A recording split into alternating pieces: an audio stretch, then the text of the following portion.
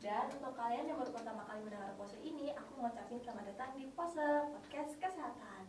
Nah, sebelumnya aku mau ngejelasin sedikit apa sih itu pose. Pose ini adalah podcast kesehatan yang dimana berisi kegiatan untuk mengembangkan pengetahuan mahasiswa, kesehatan masyarakat terkait isu-isu terkini yang bertujuan untuk mengetahui, memahami, dan sebagai mahasiswa kesehatan masyarakat harus lebih tanggap dan mampu berkontribusi dalam pengedukasian masyarakat di sekitar. Nah, sebelum mulai pose ini, kenalin nih, namaku Imelza Aryanisca, mahasiswa UHAMKA jurusan Kesehatan Masyarakat, dan aku juga pengurus himpunan masyarakat kesehatan masyarakat periode 2023-2024. Dan pada hari ini, pose kedatangan narasumber yang luar biasa, yaitu Kak Najwa Hanim Suraya yang sebagai mahasiswa aktif UHAMKA Fakultas Ilmu Kesehatan jurusan Kesehatan Masyarakat semester 4. Ya, pada hari ini kita akan berbincang-bincang dan memberikan informasi terkait toxic relationship. Halo, selamat siang Kak Najwa. Halo, selamat siang semuanya. Nah, gimana nih Kak kabarnya? Alhamdulillah baik. Alhamdulillah ya Kak ya. Nah, aku mau nanya dong Kak, akhir-akhirnya kesibukannya kalau boleh tahu apa sih Kak? Kalau akhir-akhir ini aku sibuknya selain kuliah, aku juga jalanin usaha hijab aku. Brandnya adalah Fanaya Hijab, kayak aku pakai ya. Wow. Promosi dikit ya. Nah, sebelumnya aku juga mengucapkan terima kasih nih ke Kak Najwa Hanim Suraya yang udah meluangkan waktunya untuk kami dalam mengisi podcast pada hari ini dan memberikan informasi dan wawasannya. Nah, sebelum mulai ya, aku mau nanya nih ke Kak Najwa, kan teman-teman jurusannya banyak ya Kak yang ngalamin toxic relationship, terus juga sekitar kita, dan pasti mereka juga butuh banget nih wawasan tentang toxic relationship. Nah, menurut Kakak sendiri, definisi toxic relationship itu apa, dan ada nggak sih dampak yang akan terjadi pada seseorang yang berada di lingkungan toxic tersebut? Oke, ngomongin toxic relationship ya. Toxic relationship itu merupakan kayak hubungan yang tidak menyenangkan, yang membuat kita tuh nggak nyaman, terus juga yang bahkan bisa merugikan diri kita sampai diri orang lain gitu ya. Dan toxic relationship atau hubungan yang tidak sehat sendiri pun menurutku bisa terjadi di siapa saja dan di lingkungan mana saja. Nggak selalu melulu tentang di percintaan gitu ya, tapi bisa juga di lingkungan pertemanan, di lingkungan keluarga pun juga pastinya bisa gitu. Nah, kalau untuk dampaknya terhadap diri sendiri itu pastinya ada ya gitu. Kita tuh bisa jadi sampai ngerasa kayak punya gangguan kecemasan, terus juga bisa sampai stres, depresi, bisa sampai kehilangan kepercayaan diri atau bahkan kehilangan harga diri juga gitu. Terus ya Kak, lanjut ya kan ya. Nah, di toxic relationship ini kan bisa terjadi di mana aja ya Kak. Terus ada yang terjadi di lingkungan sekitar kita, lingkungan pertemanan dan percintaan. Terus kalau misalnya di toxic relationship itu kita sendiri tuh tidak menyadari nih kalau kita di lingkungan tersebut, gimana sih caranya kalau misalnya tahu nih kalau misalnya kita tuh di lingkungan yang toxic itu? Ya, emang kadang kita tuh suka nggak sadar gitu ya. Kalau misalkan kita nih lagi ada di lingkungan yang toksik gitu ya, lagi di lingkungan yang tidak sehat gitu. Emang kadang kita suka nggak sadar kalau nggak disadarin sama teman kita, keluarga, atau emang teman-teman dekat kita gitu ya. Nah, cara taunya itu biasanya tuh bisa lihat dari ciri-cirinya sih gitu ya. Nah, kayak tadi aku bilang, karena lingkungan yang tidak sehat itu kan bisa terjadi di mana saja gitu kan, di lingkungan mana saja. Termasuk di lingkungan pertemanan, namanya adalah toxic friendship gitu ya. Jadi kayak temennya ini toxic banget gitu ya. Nah, kalau menurutku ciri yang paling dasar dari toxic friendship itu kayak bercandanya udah kelewatan gitu Beb ya, kayak bercanda udah kelewatan, kayak suka ngata-ngatain itu yang bikin sakit gitu hati gitu ya. Terus juga yang kayak apa ya, yang udah sampai kayak ngebully gitu ya. Pokoknya hal-hal menyakitkan lainnya menurutku itu udah termasuk toksik. Pokoknya nggak membuat kita nyaman gitu ya, yang tidak membuat kita bahagia, lebih baik itu dijauhi gitu ya. Kita bisa cut off pertemanan seperti itu karena kan gak sehat juga ya untuk kita.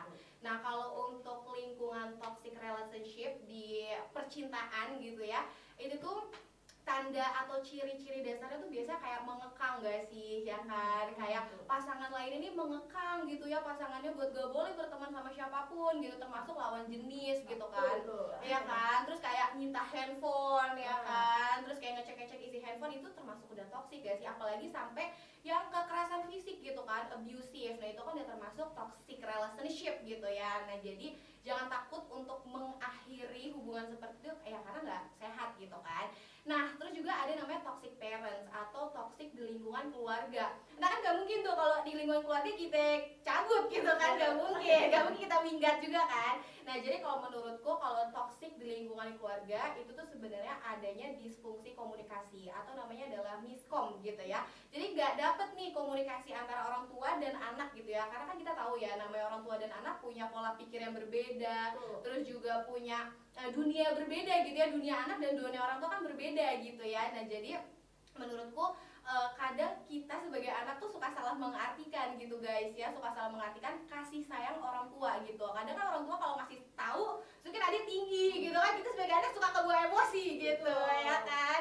Nah jadinya menurutku gitu ya, salah satu caranya untuk keluar gitu deh dari lingkungan yang toksik, dari toxic parents gitu ya, menurutku adalah dicari jalan tengahnya untuk komunikasi yang baik gitu, agar tidak saling menyakiti gitu ya antara orang tua dengan anaknya, seperti itu. Nah, terus nih kak, kan tadi kata kakak ya banyak nih dampak-dampaknya.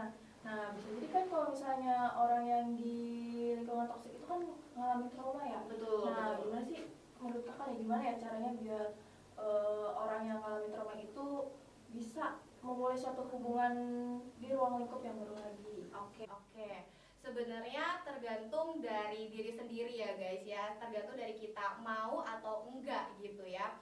Kalau kita mau ya pasti bisa, kalau kita nggak mau ya nggak akan bisa gitu ya. Jadi sebenarnya tergantung kita gimana bisa mau atau enggaknya gitu ya. Tapi menurutku jangan dijadikan trauma tersebut dijadikan kayak untuk kita tuh mengisolasi diri, menutup diri gitu ya, karena kan nggak bisa ya, namanya manusia pasti hidup berdampingan gitu. Jadi menurutku baiknya trauma itu dijadikan pembelajaran aja gitu teman-teman, dijadikan pembelajaran untuk kita mencari teman dan pasangan ke depannya. Oke. Kita lanjut ya kak ke sesi selanjutnya, yaitu sesi tanya jawab. Nah, aku mau nanya nih ke kak Najwa. Pertama nih, gimana sih cara berpikir seseorang yang mempunyai sikap toksik ini bisa melakukan hal tersebut, dan apakah dalam diri dia itu ada yang keinginan untuk mengubah keadaan agar diri dia tidak melakukan hal tersebut? Oke, kenapa orang toksik bisa toksik gitu ya? Nah, sebenarnya mungkin si orang toksik itu namanya adalah toxic people ya, namanya adalah toxic people. Jadi kemungkinan si toxic people ini tuh telah melewati masa lalu yang kelam gitu. Maksudnya dia juga memiliki trauma.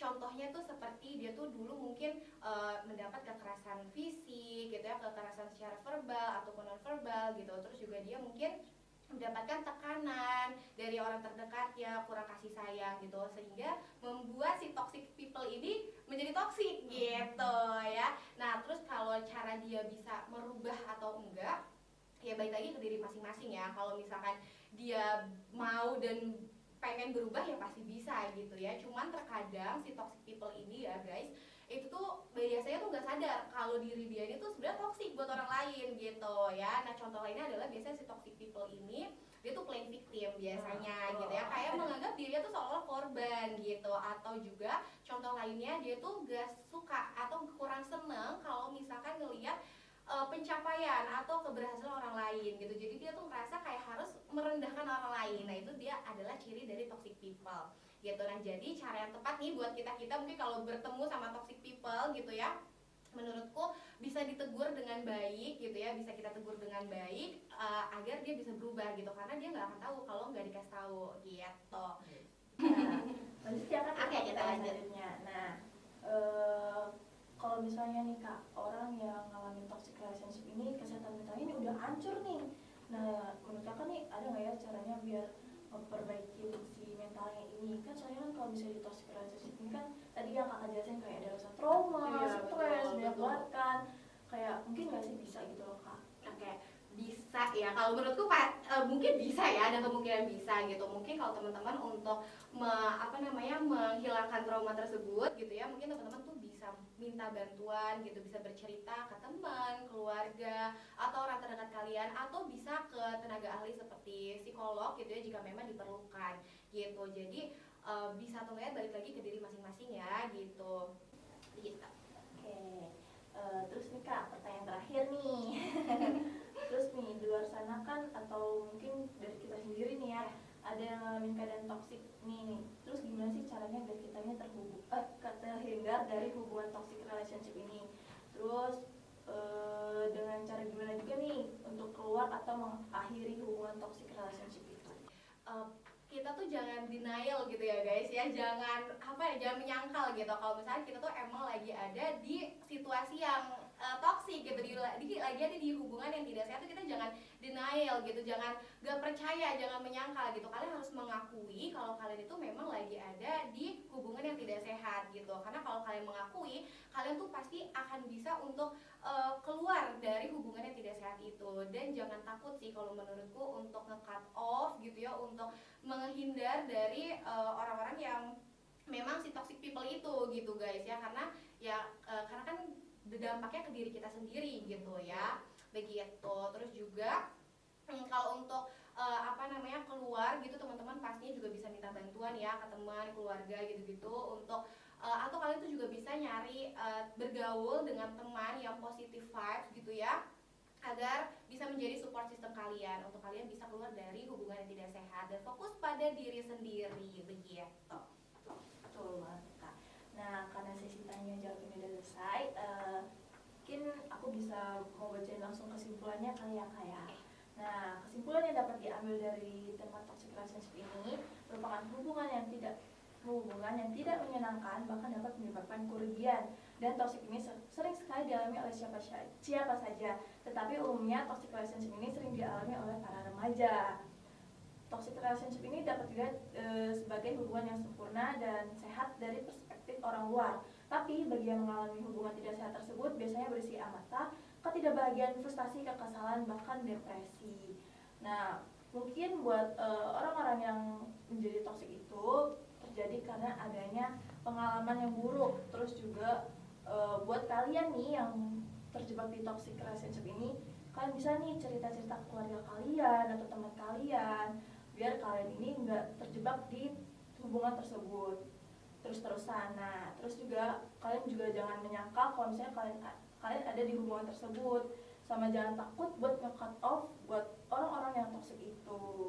Oke, nggak kerasa nih Kak udah di penghujung acara. Nah, aku sebenarnya mengucap terima kasih banyak buat Kak Nazwa yang udah ngeluarin waktunya nih buat beriin wawasan sama pengetahuan tentang toxic relationship sama dampak-dampaknya buat teman-teman yang ada di luar sana.